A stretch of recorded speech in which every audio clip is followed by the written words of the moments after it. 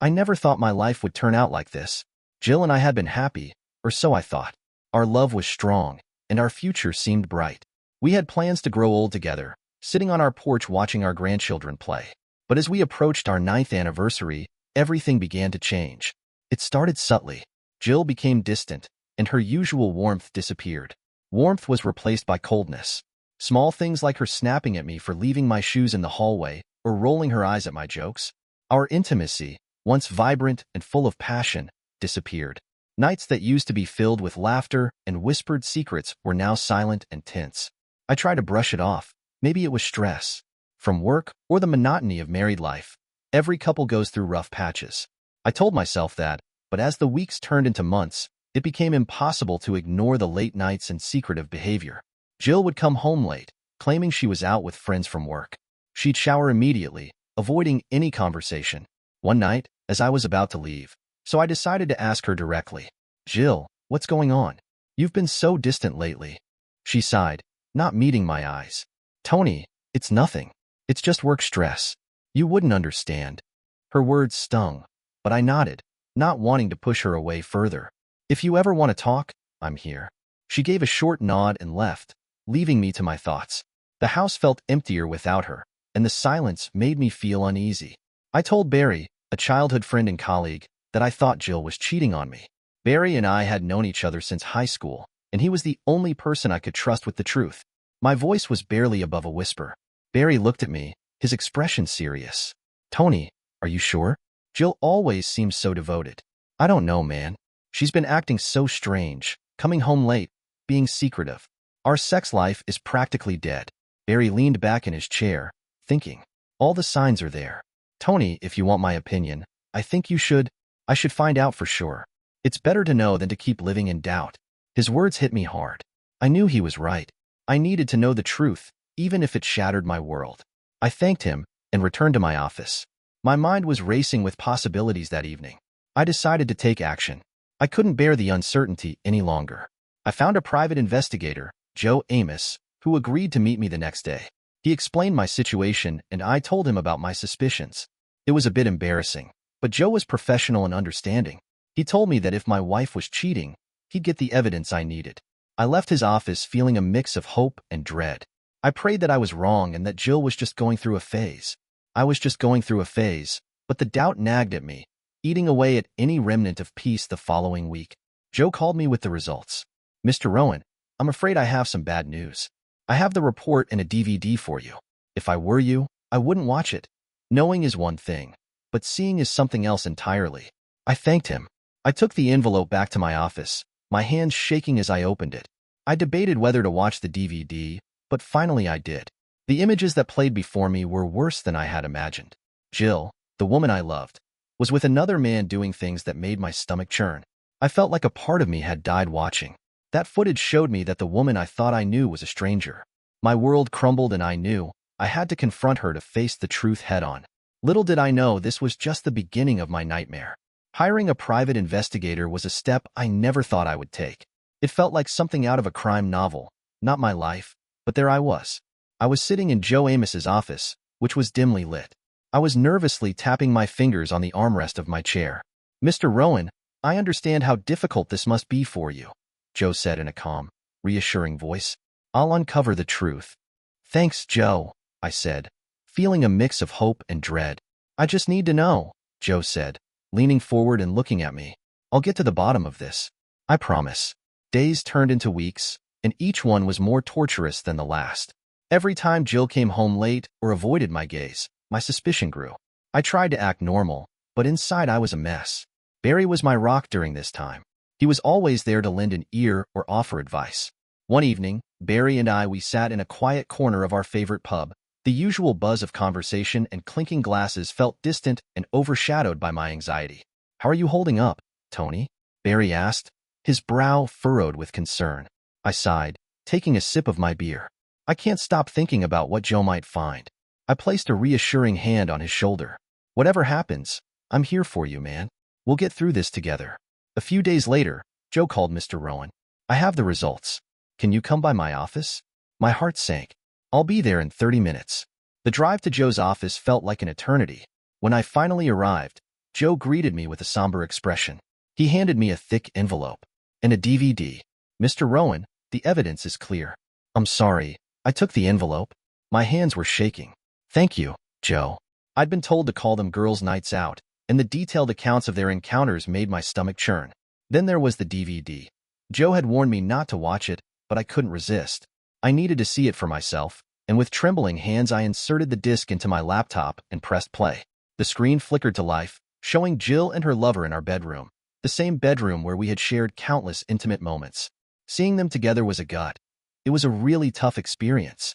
The woman I love, the mother of my future children, was living a double life. I felt really angry and humiliated. How could she do this to me?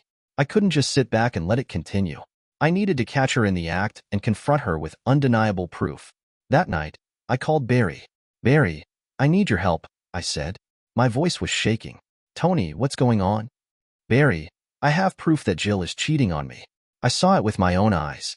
There was a long pause before Barry spoke again. I spoke again. I'm sorry, Tony.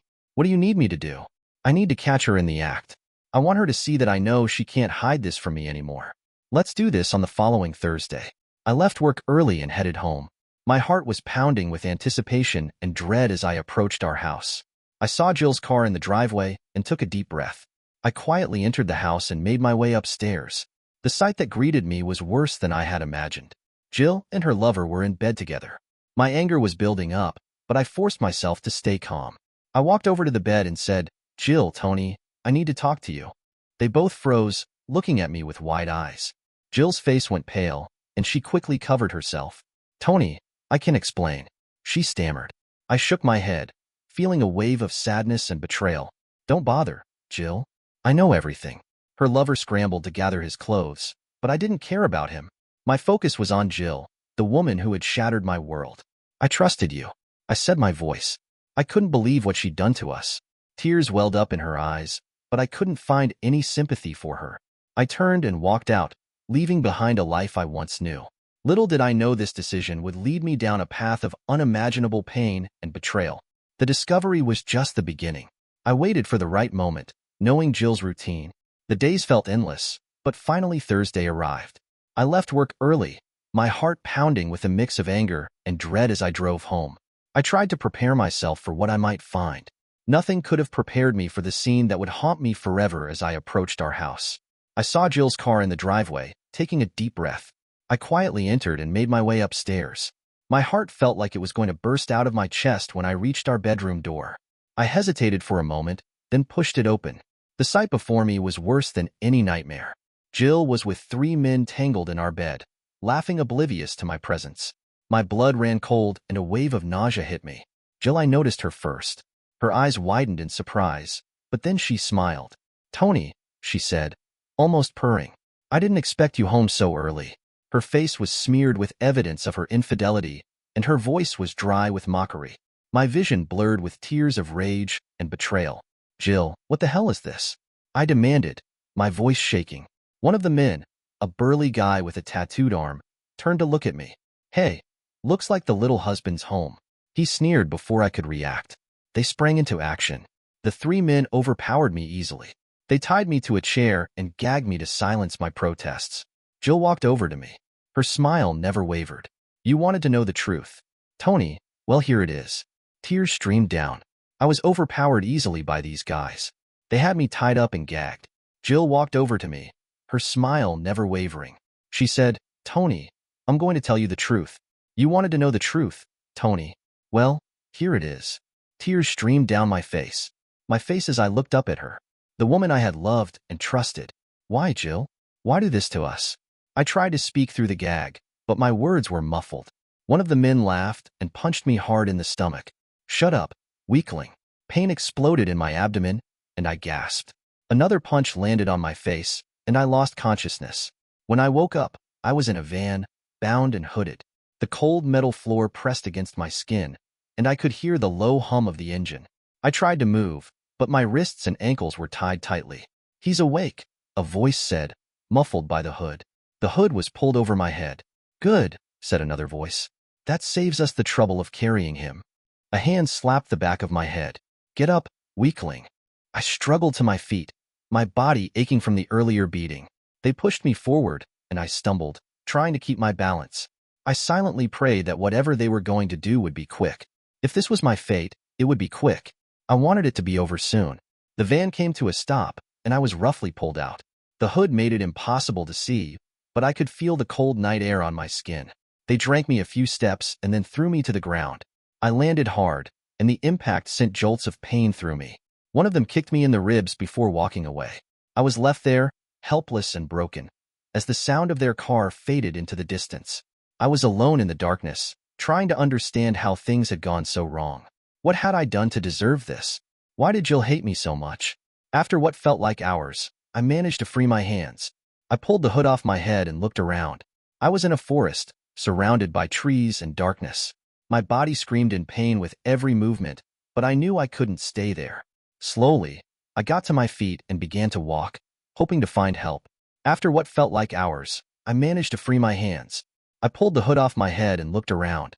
I was in a forest surrounded by trees and darkness. My body screamed in pain with every movement, but I knew I couldn't stay there. Slowly, I got to my feet and began to walk, hoping to find help. Eventually, I stumbled upon a small cottage. The lights were on, and I could hear someone moving inside.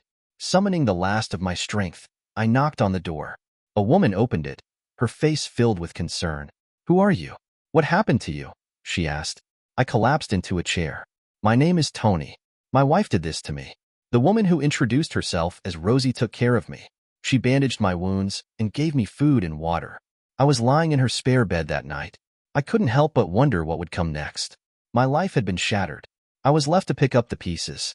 But for now, all I could do was rest and gather the strength to face whatever lay ahead. I woke up in the middle of nowhere, bruised and battered, and the cold night air stunned my wounds. My captors had left me for dead, but I wasn't ready to give up. Slowly, I managed to free myself. My fingers were shaking as I untied the ropes binding my wrists and ankles. The darkness was thick, and every step I took sent waves of pain through my body. I stumbled through the underbrush, each breath a struggle.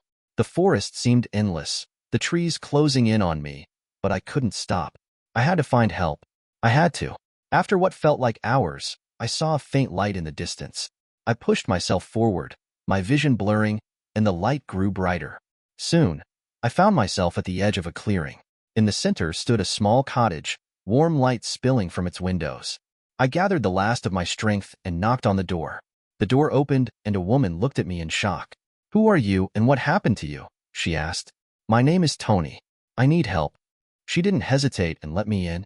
She helped me inside and eased me into a chair. The warmth of the cottage was a stark contrast to the cold darkness outside. The cold darkness outside the woman moved quickly, gathering bandages and water. She introduced herself as Rosie and told me we were safe now, and that she would take care of my wounds. Rosie was very kind and cleaned and bandaged my cuts. Her touch was gentle but firm, and I could barely keep my eyes open from exhaustion. "Thank you," I said, my voice breaking. "I don't know what would have happened if you hadn't found me." She smiled warmly and reassuringly. "Don't worry about that now. Just rest. You're safe here for the next few days." Rosie took care of me and nursed me back to health. She listened patiently as I told her about Jill and about the betrayal and the night I was captured. "Why would she do this to you?" Rosie asked one evening as we sat by the fire. "I wish I knew," I said, staring into the flames. "I loved her. I thought she loved me too. But it seems like everything was a lie." Rosie placed a comforting hand on my shoulder. "You're strong, Tony. You'll get through." This is what I needed to hear. Her compassion gave me the strength I needed as my body healed and my mind began to focus on what I had to do next. Revenge was the only thing on my mind. I couldn't let Jill and those men get away with what they had done to me. One morning, as I was finally able to, I told Rosie what I was planning to do. I was able to walk around the cottage without feeling dizzy. Rosie approached Tony and asked, "What are you planning to do?" She was looking at me, and I could see the concern in her eyes. I told her, "I need to make them pay for what they did." She replied, "I understand your anger, but be careful. Revenge can consume you if you're not careful. Be careful, Rosie. This is for my own peace of mind." Rosie nodded slowly. "Just promise me you'll be careful, and remember you have a friend here if you ever need help." "Thank you, Rosie, for everything." With Rosie's words in my heart, I left the cottage determined to carry out my plan. My body still ached, but my resolve was stronger than ever. I was stronger than ever. I couldn't let Jill's betrayal get the better of me. I had to take control of my life again, no matter what. As I walked away from the cottage, I knew that the road ahead would be difficult. But with Rosie's kindness and my own determination, I was ready to face whatever came next. The nightmare was far behind me. I was no longer a helpless victim. I was a man with a mission, and I wouldn't rest until justice was served. With Rosie's help, I recovered enough to leave her cottage. Her kindness had been a beacon of hope in the darkest period of my life before I left. She gave me a stern but caring look. Tony promised. "You'll be careful," Rosie said, her voice full of concern. "Revenge can be a dangerous path." I nodded, appreciating her worry, but knowing that I couldn't be swayed. "I appreciate it, Rosie," I said, as I made my way back to the city. "Thank you for everything." I contacted Barry, my childhood friend who had been my rock through this ordeal. "Barry, I need your help. I'm on the phone, and I'm determined." "Tony, what are you planning?" Barry asked, sounding concerned. "I need to gather more evidence against Jill and her lovers. I'm going to plant bugs in the house." There was a pause before Barry spoke again. "All right, Tony. I'll help you. I made sure to be careful when I got home." I was nervous and determined. The house, which had once been a place of love and dreams, now felt like a battlefield. I went in quietly, making sure no one was around. I found it easier than I thought to plant the bugs. I placed them strategically in the living room and bedroom. I placed the bugs in the room and bedroom, which were the areas where Jill and her lovers spent most of their time the following Friday. I waited outside my car, parked a safe distance away, and listened to their depravity through the bugs. Each word fueled my anger, and I felt the buildup of rage inside me until I felt like I was going to explode. "Tony, are you sure about this?" Barry's voice crackled through my phone. He'd insisted on staying in contact with me, worried about my state of mind. "Barry, I can't let them get away with this," I replied, my voice cold and resolute as the night wore on. The sounds from the house grew more intense. I took a deep breath and steeled myself for what I had to do. I grabbed the canisters of gasoline from my trunk and approached the house, staying in the shadows. I poured the gasoline around the perimeter, making sure to soak the walls and the ground thoroughly. My hand shook, but I forced myself to stay calm. Once I'd finished, I took out a box of matches. My heart was pounding in my chest. I struck a match and watched the flame dance for a moment before dropping it onto the gasoline. The fire caught quickly, flames leaping up to consume the house. I stepped back, watching as the fire grew and engulfed everything in its path. I could hear the screams and chaos as Jill and her lovers realized what was happening. There was no way out for them. The fire burned too hot and too fast. I stood at a safe distance watching as the house that had once been my home was reduced to ashes. Barry's voice came through the phone frantically. "Tony, what have you done?" "It's over, Barry," I said, my voice devoid of emotion. "They're gone." I felt a twisted sense of justice as I watched the flames illuminate the night. The fire was a purging force, consuming the lies, betrayal, and pain as the last of the structure crumbled. I felt a strange sense of relief. The nightmare was finally over. I turned away from the burning wreckage and walked back to my car. Barry was still on the line. His voice was filled with concern and fear for me. "Tony, you need to get out of there. The police will be coming," Barry urged. "I know. I'm leaving now," I replied, starting the engine and driving away from the scene. The weight of what I'd done settled over me. The fire had consumed more than just the house. It had taken a piece of my soul with it. But I couldn't dwell on that now. I had to keep moving to start anew. The road ahead was uncertain, but one thing was clear. I would never be the same again. The flames had burned. I was determined to face the future, leaving the past behind. The news of the fire spread quickly through the town. The once quiet neighborhood was now a buzz of activity with fire trucks, police cars, and curious onlookers filling the streets. Jill and her lovers were dead. Their bodies were found in the burnt-out remains of our home. I was found in the debris of what used to be our home. I played the role of the grieving husband to a T. The shock on my face, the tears that fell effortlessly, all part of the act.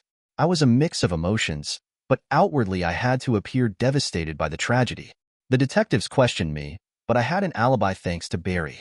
He had been my rock, helping me through. "Tony, I need to know where you were on the night of the murder." Detective Hobson asked me to describe what I was doing. I told him I was with my friend Barry. He nodded and wrote down what I said. I told him I was sorry for his loss. I thanked him and kept a straight face.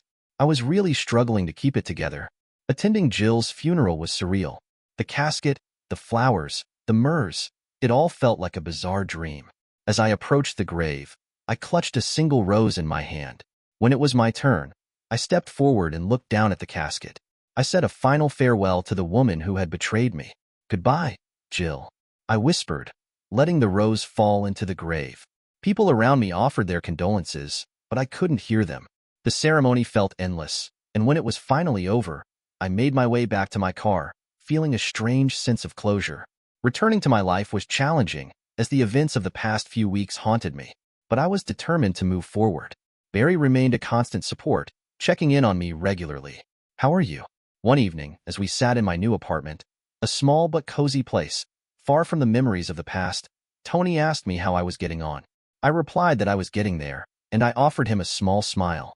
I thanked him for being there. He nodded and said, "You don't have to thank me. That's what friends are for." As the days turned into weeks, I found solace in a new relationship. Her name was Emily. She was a kind and understanding woman I met at a local coffee shop. She had a warm smile and a gentle demeanor. Being with her brought a sense of normalcy back into my life. One evening, as we sat on the balcony of my apartment watching the sunset, Emily turned to me. "Tony, you've been through so much. How do you feel now?" she asked, her eyes filled with genuine concern.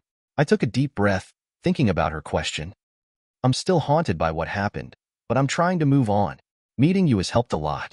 I'm glad I could be here for you. You're a strong person. Tony, I believe in you."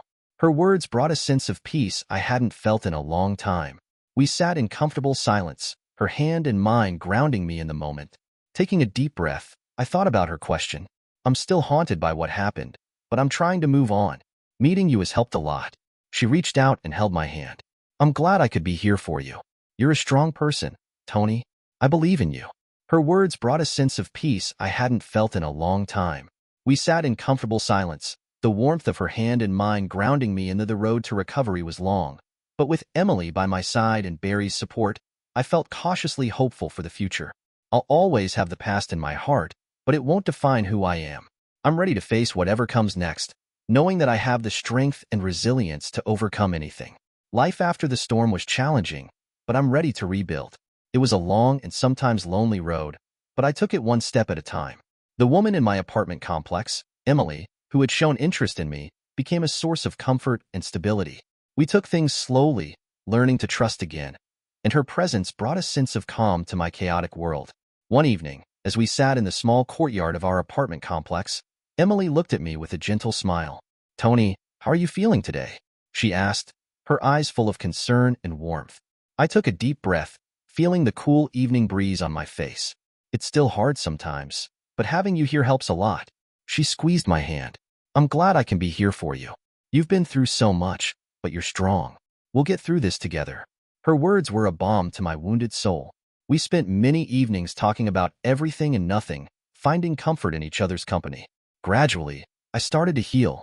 I found a new purpose in my work, using my energy to focus on projects that kept my mind engaged. My role as a consulting engineer allowed me to delve into intricate designs and complex problems, providing a much-needed distraction from the past. Seeing a project come to life gave me a sense of accomplishment that I had long forgotten. One day, as I was sketching out plans for a new building, Barry stopped by my office. He'd been my constant support through everything, and seeing him always brought a sense of normalcy. "Tony, how's it going?" he asked, leaning against the doorframe. I looked up from my drawings and smiled. "It's going well, Barry. Thanks for asking." "Everything's going well, Barry. You know, Barry, you're keeping busy. That's good to hear. I'm proud of you, Tony. You've come a long way." "Thanks, Barry. I couldn't have done it without you." As the months passed, the scars of the past began to fade. They were still there, but they no longer bothered me. I was learning to live. Again, I found joy in the little things. Emily and I continued to grow closer, and our relationship became a cornerstone of my new life. One evening, as we stood on the balcony of my apartment watching the sunset, I turned to Emily and said, "Thank you for being here for me." She smiled. Her eyes were glistening with emotion. "Tony, you've taught me so much about resilience and strength. I'm glad we found each other." We stood there in comfortable silence, watching as the sky turned shades of orange and pink. The beauty of the sunset mirrored the promise of a new beginning. It was a reminder that life goes on despite the pain and betrayal. I realized that despite everything I had been through, I had made it through the storm and I was still here, ready to face the next chapter. It was full of possibilities and the promise of healing. As I looked out over the city, I felt a sense of peace and hope for the future.